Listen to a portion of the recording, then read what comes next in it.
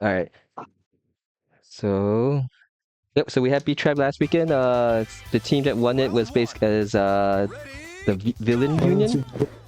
I like the League of Villains better sounding. The Alliance of Villains. Um, Yeah. but they beat the Big Bitcoin Bjorn, which is translated by them as U.S. Hospital. Um, but let's see, just what from the left to right, you'll see. I believe that is Chino Brad. Behind him is Aki, the Lyon player. Yasukami, he won the under 22 star player challenge cup. Yeah, he was top 12 on Evo Japan, I think, as well. Yeah. Yeah, he was number 6 or 5. Number And then 5. Chin Pan in the red and with the hat. And then Homestay Akira on the right side. This would be his third time winning the Beat Tribe. So 19 years was the last time. It was a team of Osu Akira and Minami Akira. So and that was Virtua Fighter 4 days or Evo days. But the other 4 players, this was the first time winning. But again, yeah, I think things that stand out the most from the Beat Tribe, like it was an awesome tournament. But just like I think with Chance, I say Nanfo and Super Golden did a very wonderful job of commentating in English. And I hope maybe that they could do more later on, and maybe Sega can actually have them help with their official streams. But who knows, right? I really hope either more tournaments or Sega or anyone reaches out to them every time there's an event in Japan, because I think it clearly makes a difference. It really makes a difference. First, they clearly have a passion for VF, Virtua Fighter, and the Trin, like the sister brothers, they have a synergy that I'm not sure. I was listening to how they were talking. They're in sync with some of the commentary, so it was really good. I enjoyed it. I think everybody remembers when Jeffrey does a splash damage. Splash Mountain, yes, that's the one I remember the most too. So everybody remembers that because they both say it at the exact same time. And they have a lot of moments like that. But yeah, it's the passion. And just, but also they're just, because they're also just really good guys, it comes through. Mm-hmm. So yeah. Yeah, and I'm now able to tell them apart by their voice. And there's a slight difference now that I actually listen to them a lot more. But yeah, the other thing that I enjoy the most about the Speech Tribe though is that this was the first time they released the digital pamphlet of the booklet. Yeah. And yeah, that was pretty cool. That was awesome. Even though it's available, the players there still really wanted physical copies, so Alpi went out and printed a ton of them for the community to be shipped out to. They're actually going to add additional stuff to the printed version. Like they're going to have every single match recorded. This person win, this person lost, everything in there. It's an awesome yearbook to have for your Japanese video. But I'm not sure you guys remember, I posted here and there about what I wanted to make a media book for the Akai leagues, basically having every player who participated information about them. The Beat Tribe pamphlet is something that I was this is kind of how I want to like every single team. It doesn't matter if they're a strong team or or a newbie level team. They specifically have personal information about each one of them. It's that a certain attention of care that I really like about it. Yeah, I want to add to that. There's something really special with Beat Tribe Cup has done this for over 20 years. I have the Beat Tribe Cup 2 from VF3 days, and that 2 VHS tape is made with a lot of care. They even have a special intro, special outro. From the stream, you guys will notice that there's a credits at the end because they want to list every single team and every player. Beat Tribe Cup has always been just extra special, and they really do this too.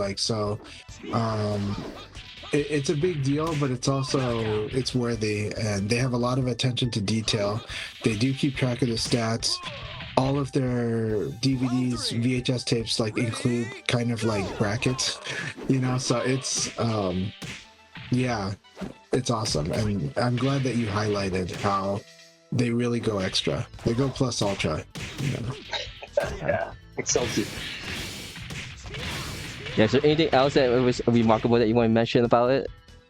Beat Tribe last weekend? I just Go ahead. for it. No, you go. Okay, so the one thing that I will say is, it comes to say how these things kind of change in the power dynamics in Japan play, because the team that won last year, which was on Sonchan's team, did not even make it out in the tape.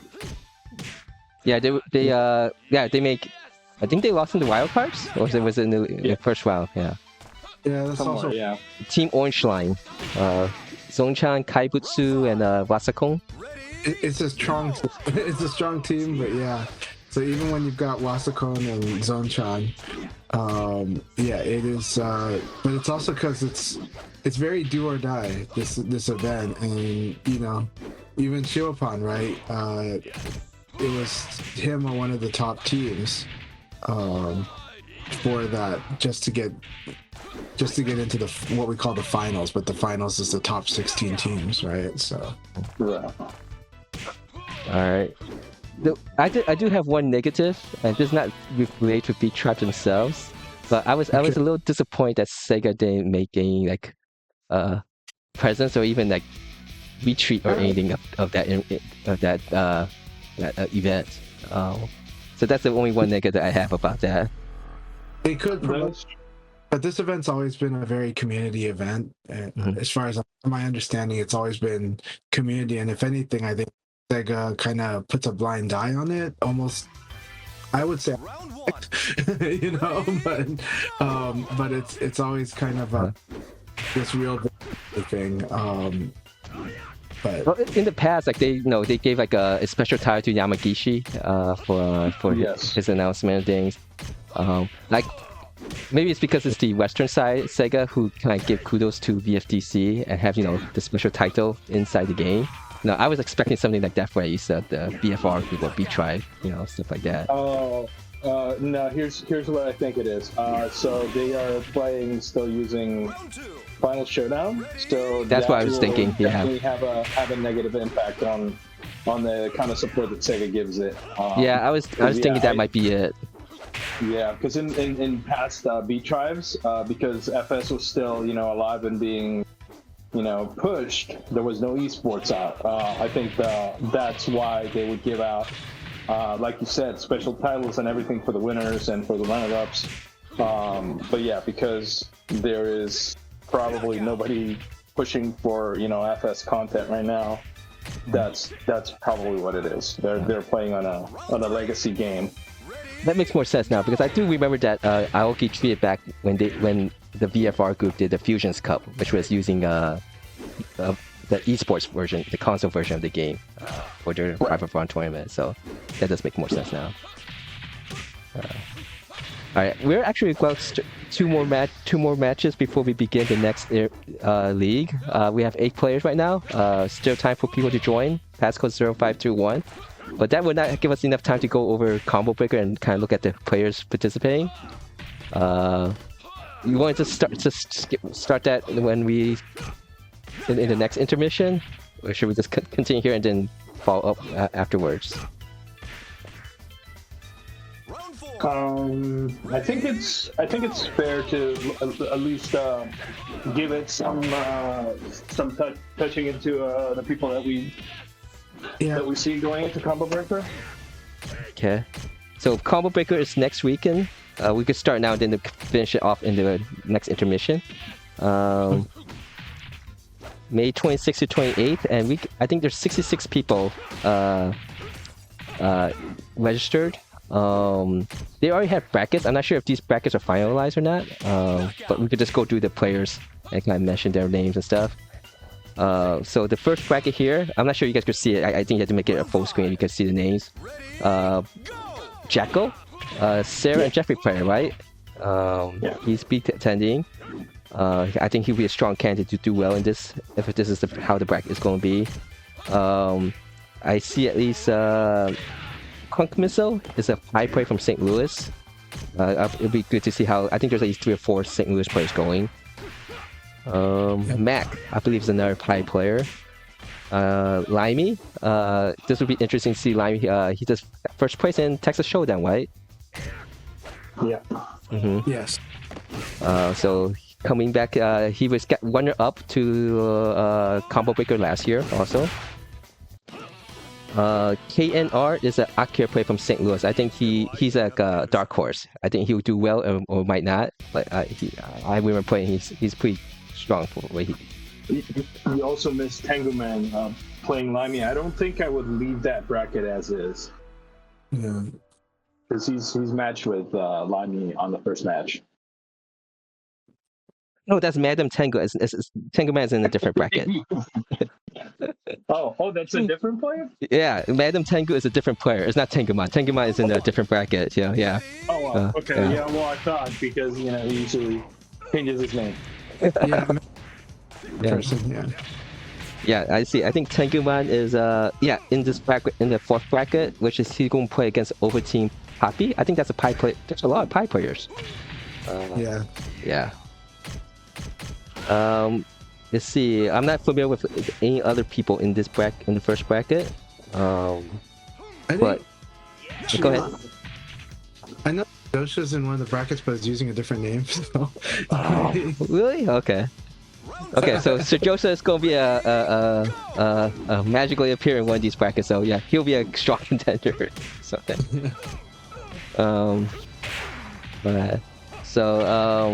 Alright, so in the second bracket, King Death Cradle is a King of Carnage. He'll be attending.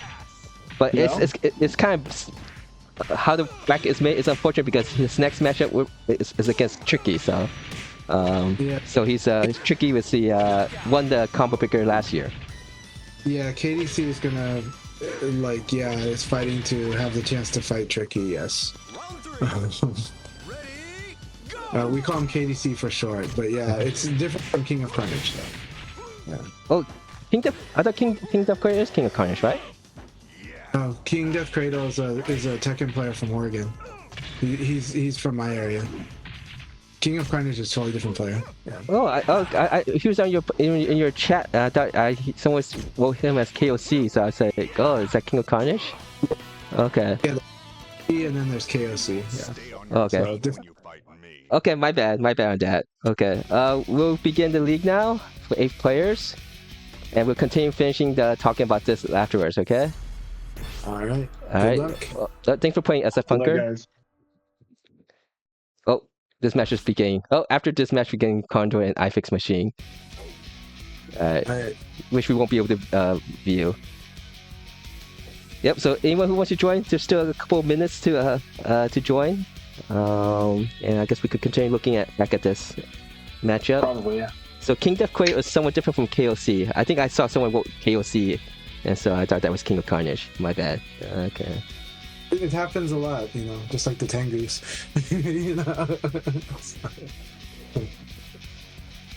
Got 7 players here. So who else is in this? Green Lantern is saying that he's on that. Yes, he's in the 3rd, 4th bracket. So this is CG gotcha. Sonic Boom. So I'll be cheering for him since he participates in the league.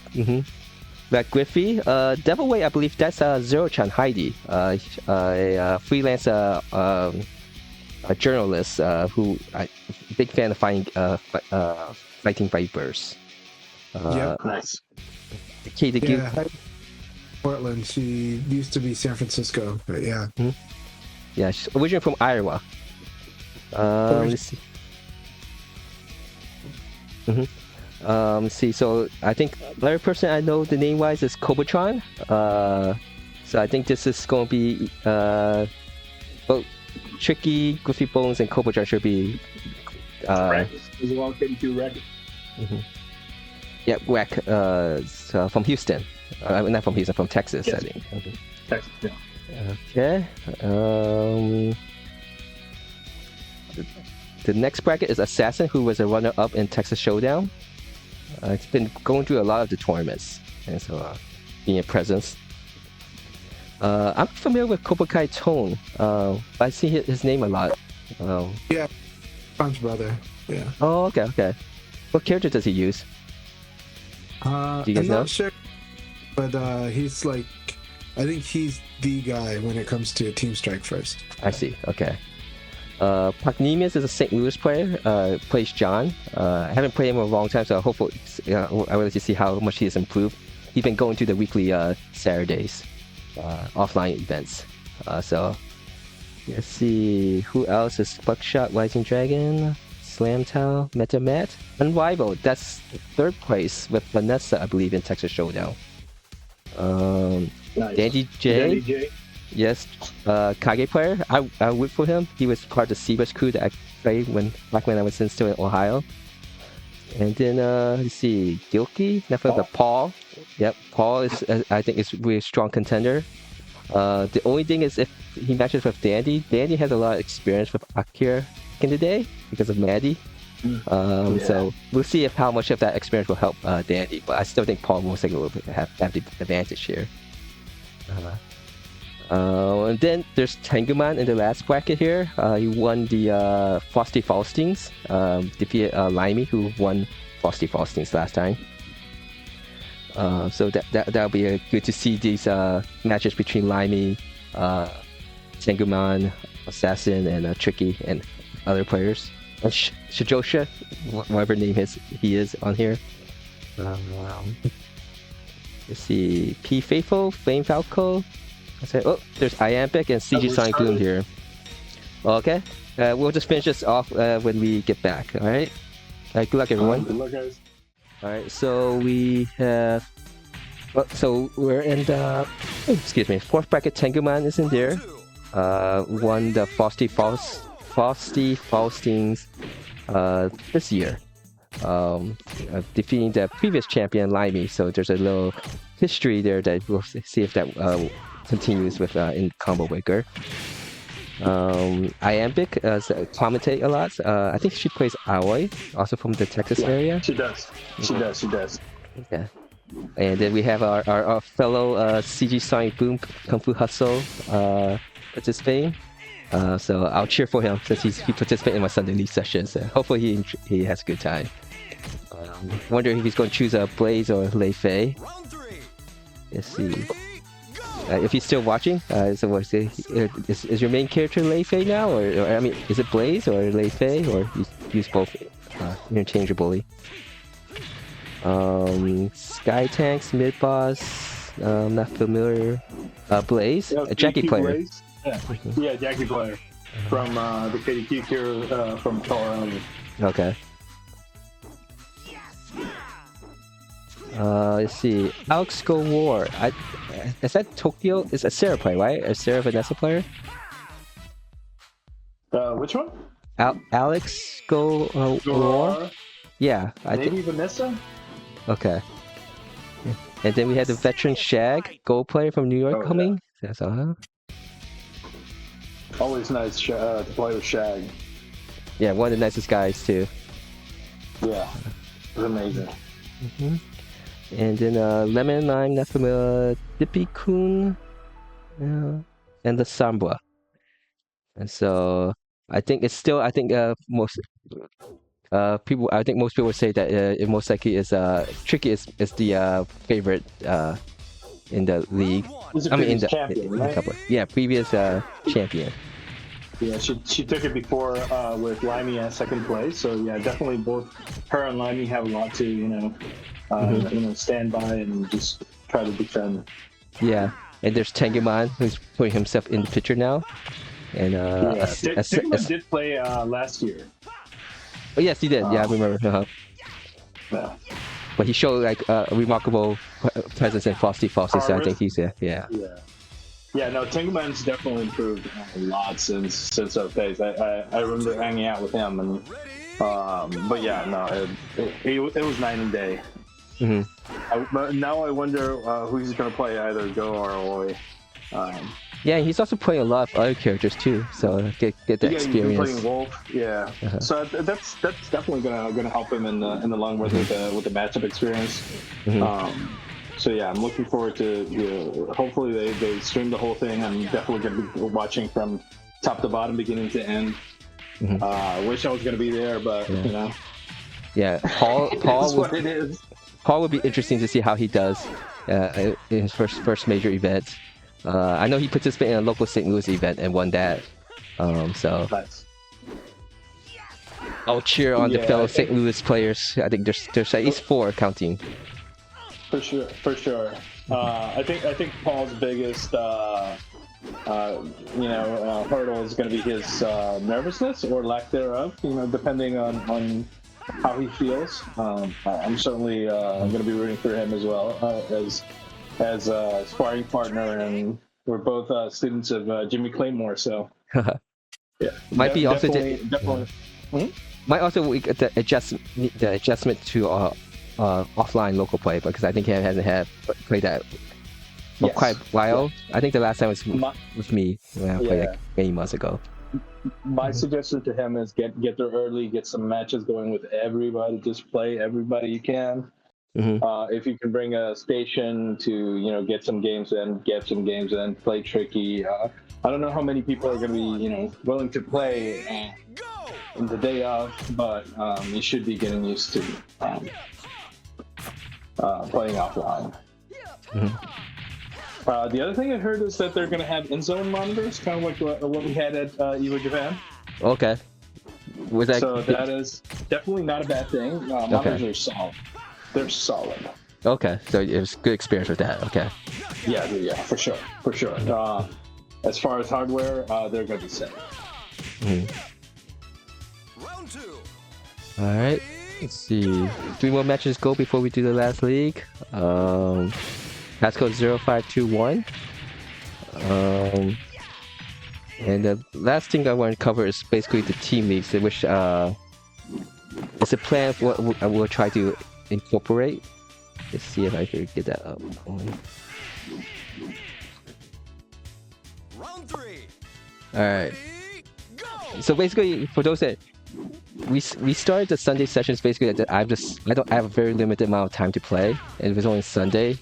And then just slightly continued to grow, and then became more organized. So we did the open league meant for everything, and then started the single A to split something more comfortable for the beginner levels players, and leading to intermediates.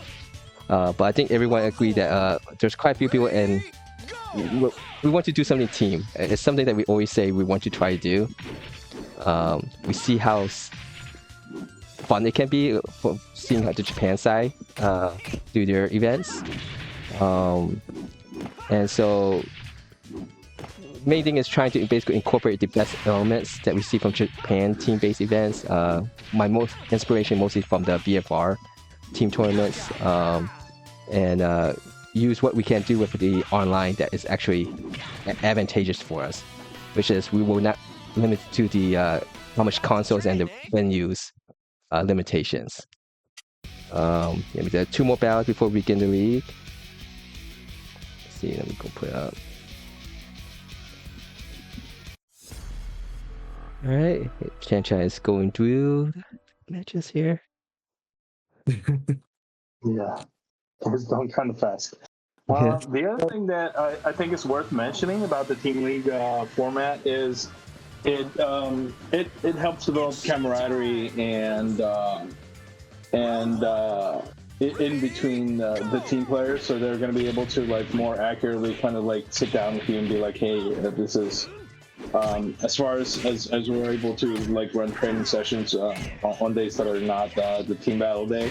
That is definitely something that happens with the team battle tournaments in Japan, is people get together, people meet, people are like, hey, I've seen, this is kind of something you do, and people are catching on to it and whatnot. And so that kind of thing, I think, is going to be beneficial. I think that's probably some of the things that we are missing out in having such a small pool of players in America, but definitely looking forward to see if we can get some of that juice going in America with this team battle format.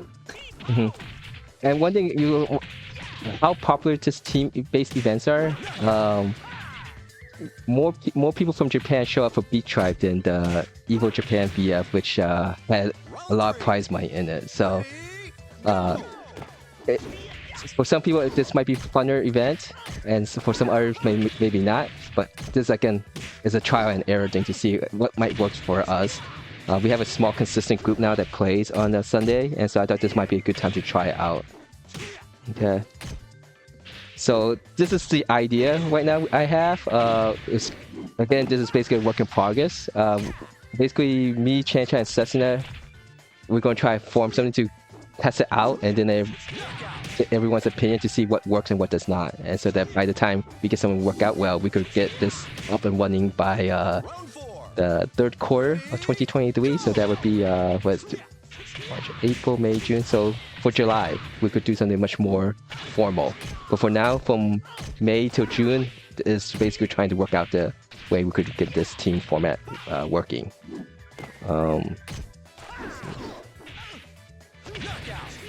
So main advantages and seeing people who participate in the Sunday leagues likes is that everyone gets a lot of matches with everybody. It's not one match and it's out. And due to time restriction and what else with Japan, you know, some of the team events that people find negative is that if you lose your one match, that might be it. You know, you don't have any continue. So what I would like to do is that we will basically start off where, yeah, it is okay. First portion of Team League is basically all team members will play against all opposing team players. So you have a lot of contribution to your team success or failure. And then the second half is like basically if we have like 5 teams playing against each other, whoever the top 2 teams in the league is, they will then compete in the traditional team format using the team mode.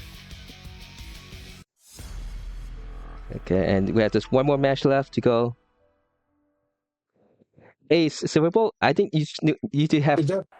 Liability. Don't feel like a liability. That's what a team is to support and basically help each other out. I mean, the most important thing it's just even showing up to play in the team leagues. That is like the first hurdle that we have to go through. And so whoever shows up and play, then you are actually a contributing factor to the success of a team. So I would not worry about feeling that you're a liability or not in that sense. Round 2. Ready, go. And the other thing is like a time requirement commitment for the regular team league sessions that I am thinking of. The way I have the idea is that even if we just get the minimum of 2 teams, in which basically the team tournament will be 3-on-3 tournaments, it's 1 hour or less. All right, if we could have up to 15 players or 5 teams, we could just run one league mode. Match mode, and then the top 2 play against each other, and that should take about 1.5 hours to 2 hours. I'd be really happy if we could even get close to 30 players. But the way we could format this is that we could run 2 simultaneously league modes. So 15 players on one league, and then we set up a second one running concurrently, so that both of them are running at the same time. The people who's playing one league help me record the result section, so I have to calculate which team is actually winning, and then we could finish still with 10 teams, 30 players in 1.5 to 2 hours. So main idea is that we will make sure that things will not take longer than necessary. All right, we'll finish this off talking about this after this league. We'll finish just running this one. Well, one note I want to reiterate what you guys are saying. Team battle, it's not just about the win when it comes to team battle. It is about it's a good experience. It's a good community experience, but actually it's as a team, even with the goal of just winning, the team it focuses the team to help develop all the players on the team. And you're not nobody's really a liability, but that said, the reason it works so well, the Japanese love it also, is because it does form those bonds, but also it helps people understand things, and it's a lot easier to learn in that environment. So that's why they have such a big appreciation of the team battle. It's made a lot of scenes stronger. It's made a lot of areas outside of Tokyo and Osaka stronger. and it's one of those things where it's just fun also. So it's a more enjoyable way to channel your competitiveness, as well as learning goals and community. It leverages all three, so it's just a good experience overall, and it's one of those things where everybody needs a teammate, you know. Even the good players need a teammate, so it's so don't feel like you're just a liability to get on the team. Everybody wants you to be stronger, and in VF we want more and more players to get stronger. As far as what Silverbolt was saying on Twitter, I just gonna say that I can offer to give you an analysis of the battles we had today, because I can point out just very basic stuff about why certain things were working or weren't working in our battle, and just kind of maybe some of the options you might want to consider in those same situations. But that said, I'll put the mic back on Akai. Okay. So just to reiterate, the main thing that we'll be doing with the team league, I'll just spam buttons while I play ZigZag, is that when we actually get the matches, when we start doing the team league, we will just basically running league mode, the first part. But we have already set teams. So they basically, if you match up everyone you play against, we're running the league mode, but you might sometimes will get matched up with against your own fellow teammates. Don't use that time to fight against each other. Use that time you could discuss. You know, it's like, oh, what, you know, oh, I still have to fight against this person. Like, got any hints or tips? You know, stuff like that.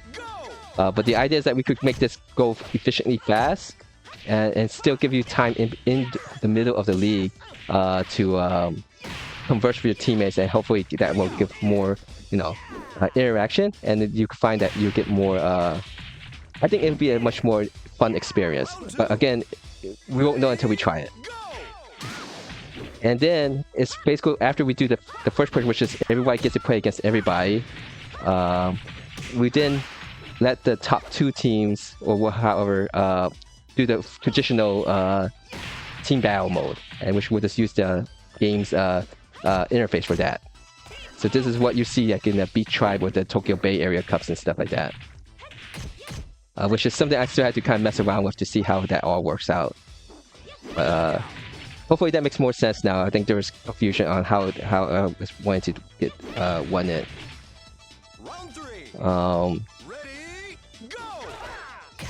But I think that's the main advantage of being able to play online with the simultaneous league feature, simultaneous match features. It gives everyone more opportunity to play against everybody, and that you're just not limited to just one single match, which if you lose, that might be the end of it. You could still play, so this way you'll play against every opposing team members.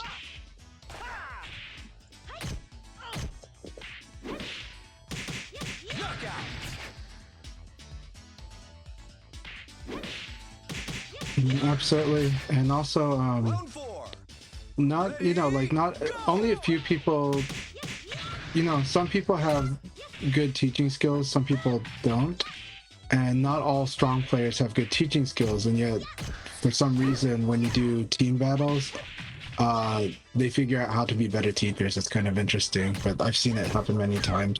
But also you just get more practice time and more room to kind of work together as a group.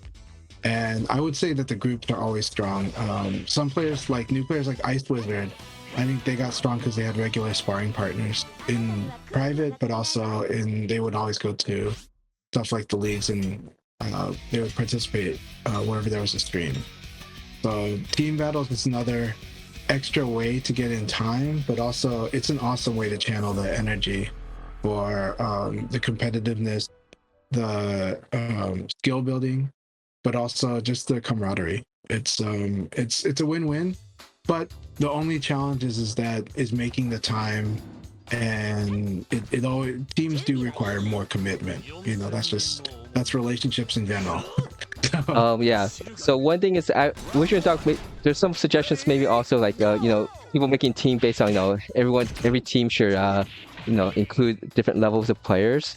Yes. I, for one, will most likely, you know, if I was composing a team, I would most likely put all different type of level players in my team. That's just because of me.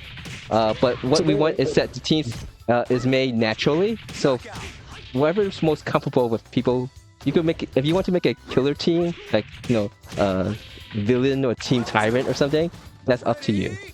But for me personally, since one of these I would make a team called Sunday Brunch, because this is basically all the people who I play against in VF right now. So it's whatever relationship or what type of whatever you have the most fun in is that is what the team should be about. That's why you see some teams like in B Tribe, which is basically teams that were for players that don't even play VF regularly no more, but they just show up for B Tribe to the same team members that they had for 20 years plus. Like my favorite team on B Tribe is Majin Ika, which is a team with Yatsuki. He's a very strong Jackie player, but it's all teammates from the past who don't really play VF no more. Like former strong player Tsuchikumo, a Pi player. And there is no. So really, what team composition is what I hope is something natural. You don't feel obligated to put anybody on, but whoever you enjoy playing the game with. So going to that, GG's at Condor. Let's see. When the score ends in a draw, well, there'll be a tiebreaker then. It could be just single player. We had to decide on that first. But how are we going to do this so that we know like some people can't always show up for these team battles? So, and one thing that is basically following the Bay Area Cups and VFR is that you compose a team for. Well, let me trace that back. So in the Tokyo Bay Area Cups, they form a team that's one whole year that lasts for a year. It's the same team members, but not all the time they always show up every team member. So they could form like 6 to 10. I think they have 6 to 8 players on a team, but the actual monthly tournament they have is 3-on-3. So if all 6 players show up for a team, they form 2 separate teams to participate in the tournament. So that's why when we decide, when me and I'll discuss with Chan and Session a little bit more on this, but every team will have to be at least a minimum of 3 people. You can have more, and so basically, 2 weeks from now, only like 4 out of 6 of the people show up, then you can form a team. But so that is the idea of having a roster that can have more than just 3 players. We also talk about. Go ahead. I highly encourage having alternates because, again, the time commitment is really tough, so flexibility helps. Yeah. Yeah, so in depth, if you want to watch the full screen, I think Chanta is still streaming. I'm just using this to kind of promote the idea of what we're trying to do a team battle for these Sunday sessions. So. Yeah, Sal, we do run this as both a podcast and a weekly league. So, yeah, we just finished the league portion. So basically, the maximum size in the actual competition, the regular competition, is going to be a 3-player team. So let's just say, for example, let's say Chanchai, Sasuna, me, like the 6 people in this room is all part of one team. If all 6 of us show up for this a Sunday event, then we could form 2 teams of 3, which we could just interchange which members are in each team. We're actually competing against each other also, but we gain points that later on is accumulated to contribute to who actually competes in the final tournament every quarter. So which then that is your entire team roster can participate as one single team. Hope this makes sense. If it doesn't, please let me know. It's easier to just do example as we play it out. The only thing that I was kind of thinking of is in Japan they do this option called the rental players. So if you only have like a 2 players show up for your team, and you don't have a third person, then you rent a player to form your 3-man team. That was the idea that I actually talked to Chan-Chai and Sesson a little bit before today. But the other option, which I'm actually leaning a little bit toward, is having unequal team sizes participate. In that sense, let's say you have 5 players show up on your team. You can form one team that has 3 players, and then another team that's just composed of 2 players. Now, the team that composes 2 players has a big disadvantage because they can't get a maximum.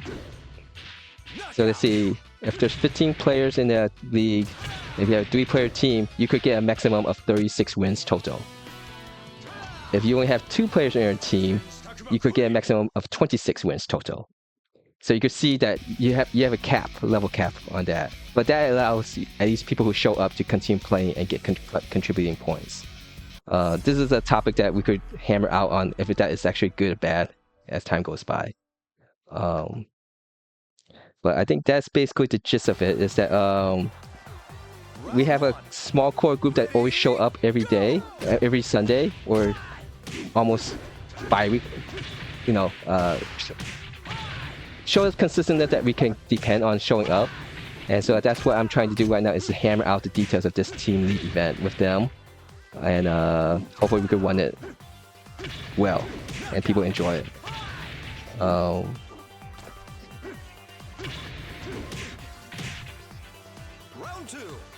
Yeah, I think that's it. Yeah. Yep, that's it.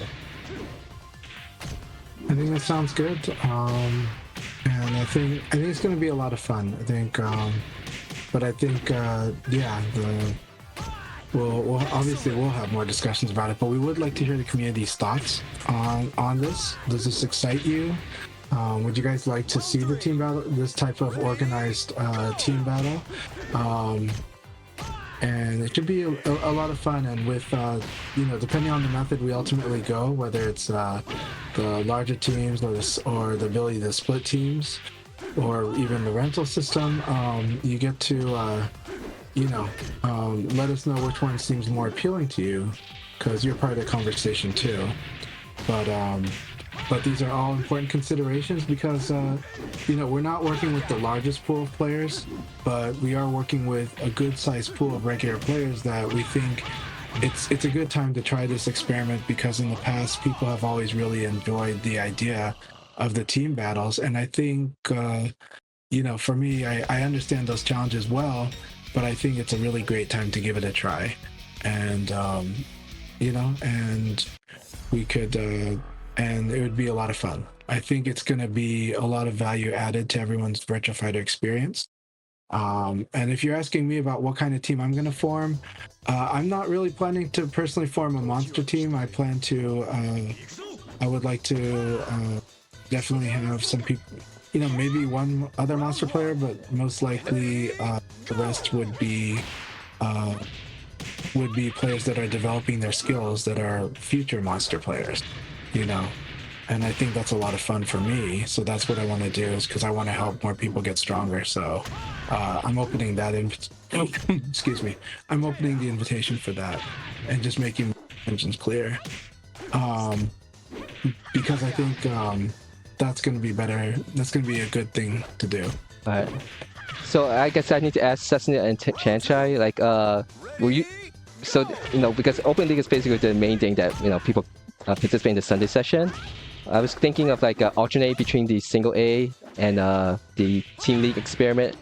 So, the 11 o'clock Central... the 12 o'clock Central Time, which is basically 10 a.m. Pacific. Is that too early, or does that work for both of you guys?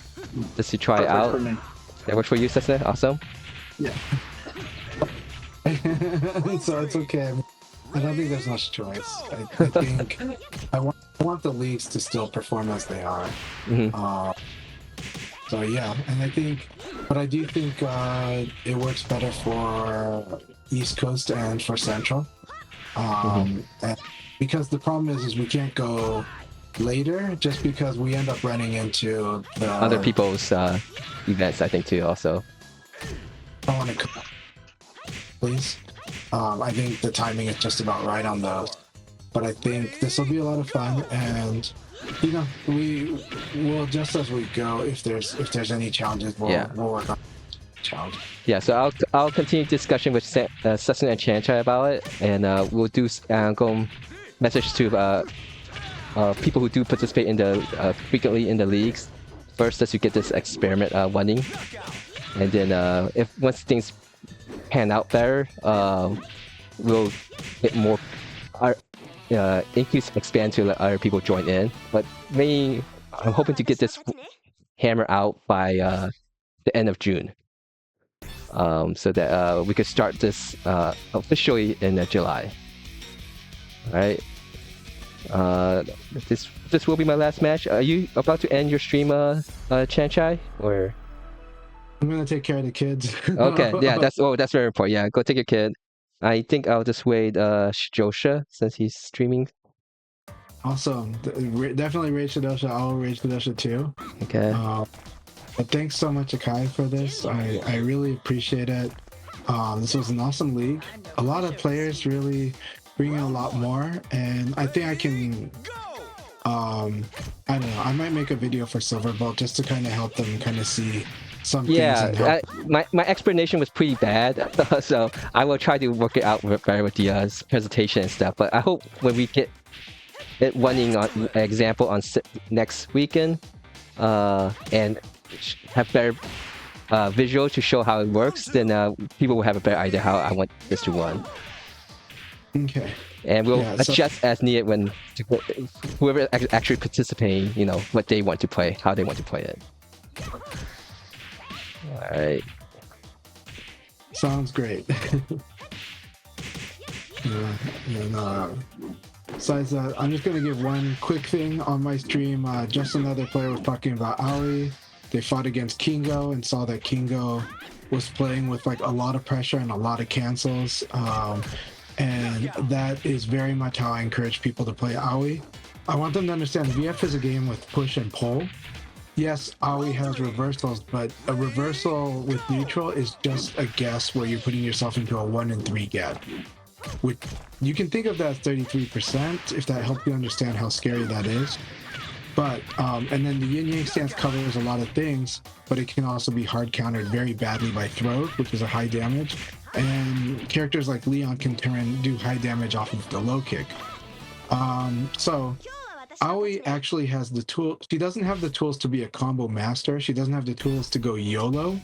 But what Aoi does have is the tools to pressure the hell out of people with a lot of safe mids and a lot of cancels that get them really unsure of what to do and opens them up to throwing them, but it also opens them up to do predictable responses against Aoi when they try to counter poke her. So that's where her reversals become even more powerful. And then the conversions with ground throws and Okizeme. So 100% encourage people to play Aoi with a push mentality. And what you're trying to do is you're trying to squeeze people into doing predictable things so that you can use your reversals and other tools to capitalize on that. That's my 2 cents, but someone was asking me about that in my stream. All right, so yeah, I'll try to again hammer out the details more with Sesson and Chanchai, and then yeah, but we're gonna try this a example team league next Sunday instead of the single A portion. And yep, so yep, I gotta go. And so thanks again everyone for playing. Thanks Sesuna and Chanchai for help co-hosting. And yeah, so see you guys next week. Cheers.